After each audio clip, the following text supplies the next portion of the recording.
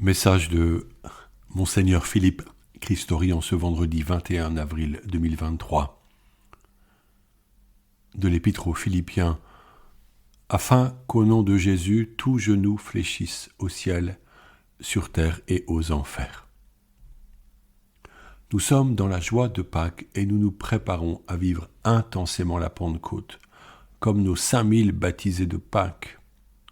C'est la rencontre de Jésus devant qui nous fléchissons le genou, qui les a conduits à ce sacrement merveilleux. Quel étonnement devant le développement du catéchuménat. Nous ne le savons pas vraiment, mais nous constatons que les baptêmes ont été nombreux en France. À Talence, paroisse des étudiants de Bordeaux, 20 jeunes adultes reçurent par le baptême le don de la foi en vue de la vie éternelle. La foi est le premier don du baptême.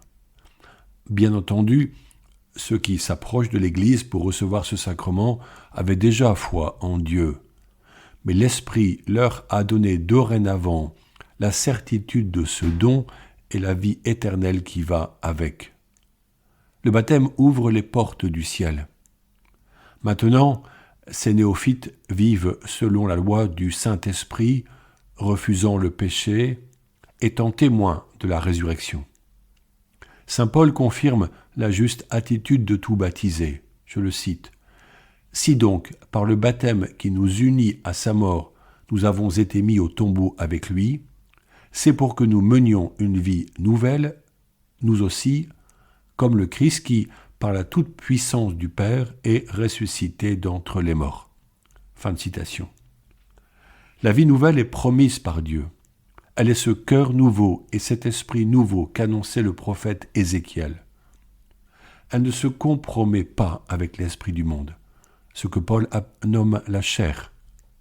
Le chrétien choisit de vivre dans l'esprit et pas selon la chair et ses convoitises. L'amour de Dieu appelle une réponse ferme de notre part.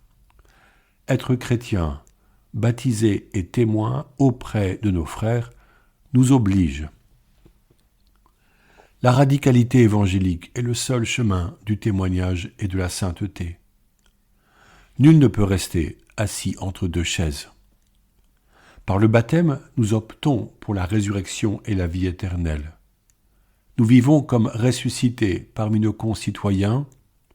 Nous mettons Jésus-Christ au centre de notre vie en lui faisant confiance et en étant fidèles au commandement de Dieu. Certains pourraient s'illusionner en se disant que l'amour de Dieu est tellement grand que ce que nous faisons de mal sera pardonné. Ils se plaisent à penser que l'on peut vivre tièdement la foi, sans respecter les commandements que l'Église enseigne. Quelle illusion, mes amis! Le Christ nous a prévenus. Amen, je vous le dis, un riche entrera difficilement dans le royaume des cieux. On ne peut servir deux maîtres. Saint Paul demande que nous ne retombions pas dans l'esclavage du péché. Quelle pauvre joie ce serait de continuer à être complice du péché. Il y a tellement mieux à recevoir. Comme l'écrit une femme musulmane devenue chrétienne, je la cite, « Aujourd'hui, je veux vivre et vivre de lui. Christ est parole de vie et non de mort ou de demi-vie. Consacré au Christ dans mon cœur, je rends grâce à l'Éternel. » Fin de citation. Les néophytes sont des nouveaux chrétiens. Ils sont comme de jeunes arbres encore verts qui risquent de plier sous l'effet du vent et de casser. Nos communautés catholiques sont leur lieu de croissance. Pour être repiqués en pleine terre, il leur faudra être accompagnés et soutenus. S'il vous plaît, ne laissez pas ces frères et sœurs encore fragiles sans en prendre soin. Fortifiez les liens de fraternité autour d'eux. Transmettez-leur la parole de Dieu par des temps d'échange. Vivez avec eux la Sainte Messe pour que leur participation s'accroisse. On demandera aux lecteurs habituels de leur offrir la place, puisque, en tant que chrétiens confirmés, ces néophytes peuvent proclamer la parole durant l'Eucharistie. eux aussi doivent changer de vie. Corriger ce qui ne convient plus de vivre, comme le concubinage, qui ne permet pas de communier. Ces choix positifs orienteront peu à peu leur vie afin de plaire à Dieu en premier et de vivre joyeusement dans l'Église. La joie de l'Esprit est la récompense que nous recevons du Seigneur. Elle appelle notre fidélité et la rigueur d'une vie évangélique. Je cite Paul, « Marchez sous la conduite de l'Esprit Saint, et vous ne risquerez pas de satisfaire les convoitises de la chair, car les tendances de la chair s'opposent à l'Esprit, et les tendances de l'Esprit s'opposent à la chair. » Fin de citation. La promesse d'une vie nouvelle, l'apôtre Jean en témoigne, je le cite. « Oui, la vie s'est manifestée, nous l'avons vue et nous rendons témoignage. Nous vous annonçons la vie éternelle qui était auprès du Père et qui s'est manifestée à nous. Ce que nous avons vu et entendu, nous vous l'annonçons à vous aussi, pour que vous aussi vous soyez en communion avec nous. Or nous sommes, nous aussi, en communion avec le Père et avec son Fils Jésus-Christ. Et nous écrivons cela afin que notre joie soit parfaite. » Fin de citation. L'Évangile est celui de la joie, qui inspirera le pape François pour nous donner la merveilleuse encyclique Evangelii Gaudium en 2013. Voulons-nous vivre de cette joie ? Je pense que nous y aspirons. Faisons alors le choix de l'exigence et de la fidélité à Jésus-Christ. Nous sommes arrivés au mystère glorieux du chapelet et c'est maintenant le second d'entre eux, c'est-à-dire l'ascension de Jésus. Cet événement est fêté en mai, avant la Pentecôte. C'est un fait historique étrange. Après sa résurrection, Jésus a passé 40 jours en venant souvent à la rencontre de ses apôtres, de ses disciples, hommes et femmes, qu'il a continué à enseigner. Il n'était plus avec eux de manière continuelle, contrairement au temps de la vie publique qu'ils menèrent ensemble durant 3 années avant sa passion. Avant l'ascension, il vient et se montre à eux, il les conforte et disparaît. Il entre dans les lieux fermés ou apparaît au bord du lac de Galilée. Au terme de ce temps de préparation pour les missions qu'ils vont accomplir, il les enseigne encore. Puis vient ce moment que saint Luc décrit au début du récit des Actes des Apôtres en donnant la parole à Jésus. Je cite le texte. « Vous allez recevoir une force quand le Saint-Esprit viendra sur vous. Vous serez alors mes témoins à Jérusalem, dans toute la Judée et la Samarie, et jusqu'aux extrémités de la terre. » Après ces paroles, tandis que les apôtres le regardaient, il s'éleva, et une nuée vint le soustraire à leurs yeux. Et comme ils fixaient encore le ciel où Jésus s'en allait, voici que, devant eux, se tenaient 2 hommes en vêtements blancs qui leur dirent « Galiléens, pourquoi restez-vous là à regarder vers le ciel ? Ce Jésus qui a été enlevé au ciel d'auprès de vous viendra de la même manière que vous l'avez vu s'en aller vers le ciel. » Fin de citation. Dans les évangiles, 2 manifestations glorieuses de Jésus ont lieu, lors de son baptême et lors de la transfiguration sur la montagne. Or, le soir de sa résurrection, il vient au Cénacle dont les portes sont fermées et il donne aux apôtres sa paix avant de les envoyer annoncer le royaume. Quelle émotion ont-ils ressenti le jour où ils le virent s'élever et disparaître à leurs yeux ? Une surprise totale, un fait inimaginable, mais aussi une disparition douloureuse, car ils comprirent que son absence physique était définitive. Ils ne savent pas encore quelle puissance de l'Esprit ils recevront. Un ange leur dit qu'il est vain de rester les yeux fixés sur le ciel, la tête dans les nuages, dirait-on.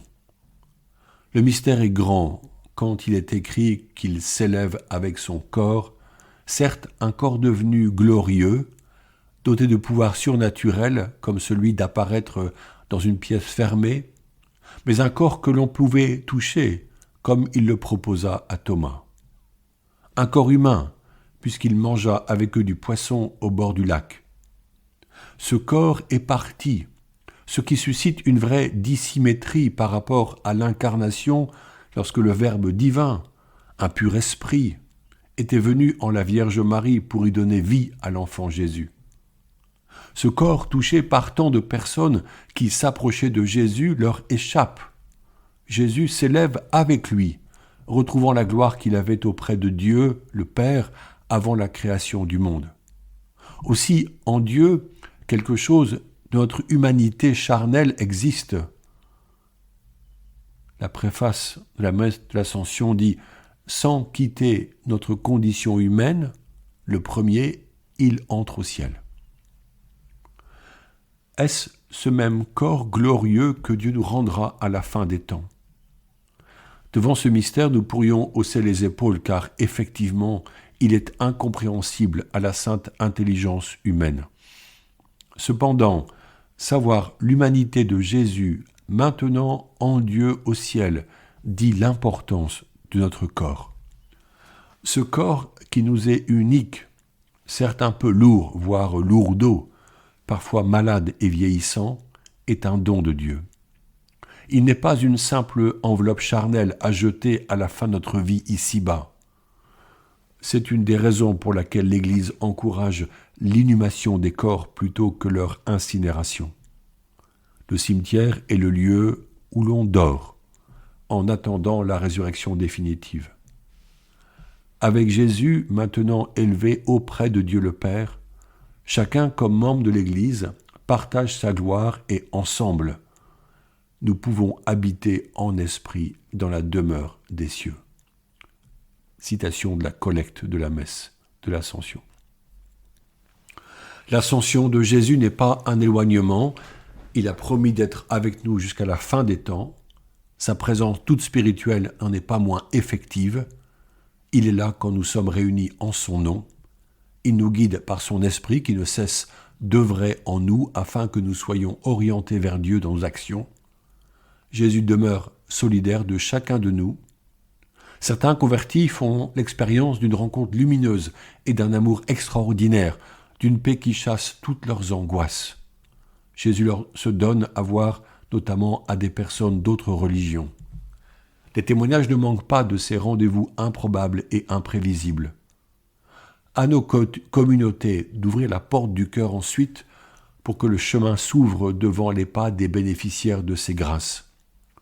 Annonçons le salut qui nous est donné et confirmé par ce mystère de l'Ascension. Je vous propose de prier la Vierge Marie avec la prière ancienne du « Souvenez-vous » qui nous propose un merveilleux acte de confiance en Marie qui nous représente au ciel auprès de Dieu. Souvenez-vous, ô très miséricordieuse Vierge Marie, qu'on n'a jamais entendu dire qu'aucun de ceux qui ont eu recours à votre protection, implorait votre assistance ou réclamait vos suffrages ait été abandonné. Animé de cette confiance, ô Vierge des Vierges, ô ma mère, je viens vers vous, et gémissant sous le poids de mes péchés, je me prosterne à vos pieds. Ô Mère du Verbe incarné, ne méprisez pas mes prières, mais écoutez-les favorablement et daignez les exaucer. Amen. Bonne journée.